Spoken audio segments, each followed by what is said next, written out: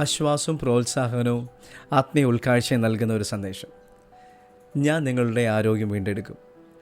അവർ നിന്നെ ഭ്രഷ്ടയെന്നും ആരും തിരിഞ്ഞു നോക്കാത്ത സിയോൻ എന്നും വിളിക്കൊണ്ട് ഞാൻ നിൻ്റെ മുറിവുകളെ പൊറുപ്പിച്ച് നിനക്ക് ആരോഗ്യം വരുത്തുമെന്ന് യഹോവയുടെ അരുളപ്പാട്.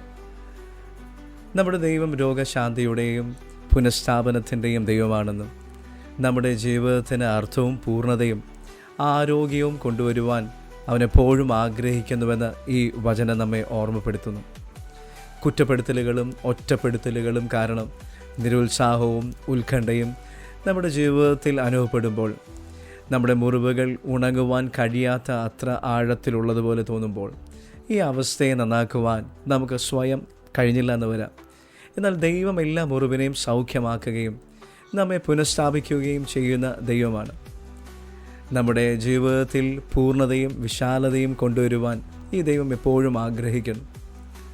ഞാൻ നിങ്ങളുടെ ആരോഗ്യം പുനഃസ്ഥാപിക്കും എന്ന ഈ വചനം ദൈവം നമ്മെ റിജുവിനേറ്റ് ചെയ്യും, അല്ലെങ്കിൽ പുനർജീവിപ്പിക്കുന്നുവെന്ന അർത്ഥം വ്യക്തമാക്കുന്നു.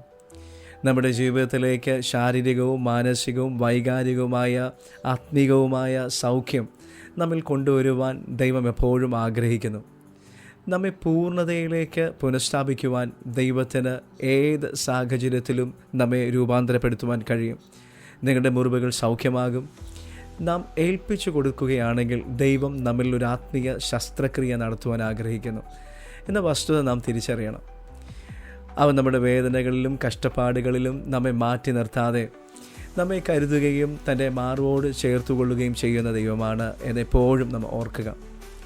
നമ്മിൽ വൈകാരികമായും മാനസികവുമായും ഏറ്റിട്ടുള്ള മുറിവുകൾ സുഖപ്പെടുത്തുവാനും നമ്മുടെ തകർന്ന ഹൃദയങ്ങളെ യോജിപ്പിക്കുവാനും നമ്മുടെ പോരാട്ടങ്ങൾക്കിടയിൽ സമാധാനവും ആശ്വാസവും പ്രത്യാശയും നൽകുവാനും ദൈവം ആഗ്രഹിക്കുന്നു. ഇതിനായി നാം എപ്പോഴും ആഗ്രഹിക്കണം. തകർച്ചകളിൽ നമ്മൾ തൃപ്തി കണ്ടെത്താതെ മുൻപോട്ട് പോകുവാനുള്ള ആർജവം നാം ധരിക്കണം. നമ്മുടെ ജീവിതത്തിൽ പൂർണ്ണതയും ക്ഷമതയും കൊണ്ടുവരുവാൻ ദൈവം എപ്പോഴും ആഗ്രഹിക്കുന്നുവെന്നും ദൈവിക ശക്തിയിൽ നാം ആശ്രയിക്കുമ്പോൾ അവൻ നമ്മുടെ ദിവ്യമായ ഒരു രൂപാന്തരം കൊണ്ടുവരുമെന്നും മനസ്സിലാക്കി യാത്ര നമുക്ക് മുൻപോട്ട് പോകാം. God bless you.